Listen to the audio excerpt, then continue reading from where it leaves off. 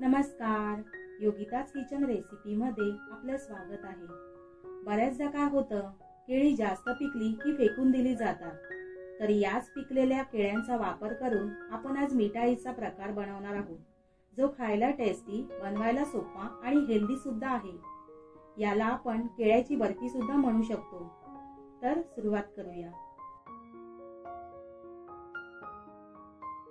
इथे मी 2 पिकलेली केळी घेतली आहेत। आता केळ्याची सालं काढून त्याचे काप करून घेऊया आणि मिक्सर मध्ये फिरवून त्याची प्युरी करून घ्यायची आहे।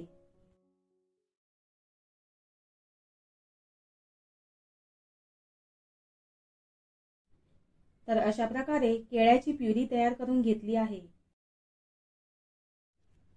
आता गॅसवर लो फ्लेमवर कढई ठेवून 1 कप गूळ घालूया आणि 1 कप पाणी घालून गूळ पाण्यात विरघळेपर्यंत मिश्रण हलवत राहायचं आहे। गूळ पाण्यात विरघळला आहे, त्यामध्ये अर्धा चमचा वेलची पावडर घालायची आहे। तर इथे आपला गुळाचा पाक तयार झाला आहे। गॅस बंद करूया।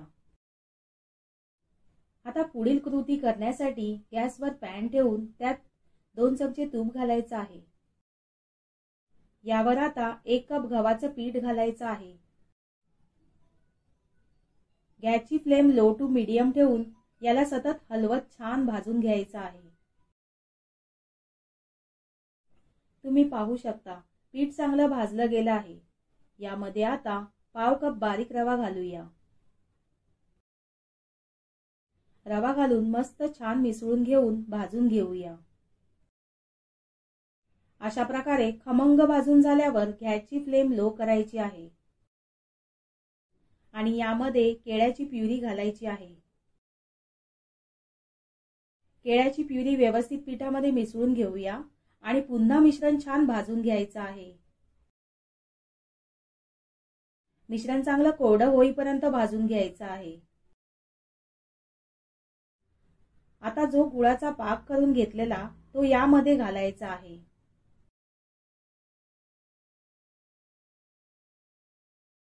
पाक यामध्ये व्यवस्थित मिक्स करायचा आहे।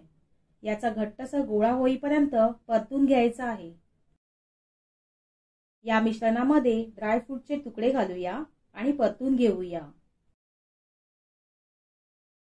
मिश्रण घट्ट झालं आहे। आता आपण गॅस बंद करूया। आता ज्यामध्ये आपल्याला वड्या पाडायच्या आहेत किंवा मिठाई सेट करायची आहे, त्या ताटाला तूप लावून घ्यायचं आहे। ताटाला तूप लावल्यानंतर मिश्रण ताटात काढून घेऊया। गरम असतानाच मिश्रण ताटात काढून घ्यायचं आणि थापून घ्यायचं आहे।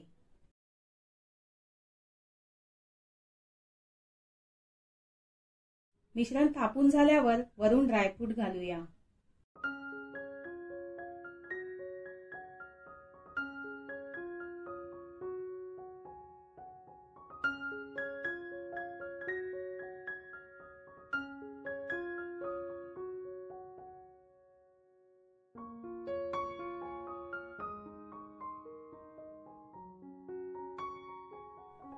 आता ही मिठाई सेट होण्यासाठी 1.5 ते 2 तास बाजूला ठेवूया।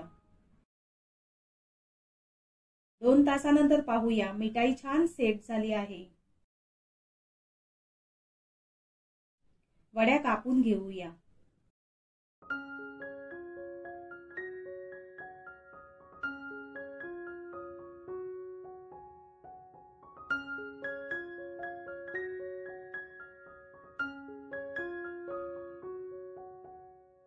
तर पिकलेल्या केळीपासून अशा प्रकारे हेल्दी, टेस्टी अशी मिठाई तयार झाली आहे।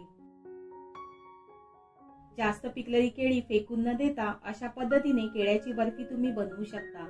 खायला खूपच टेस्टी लागते।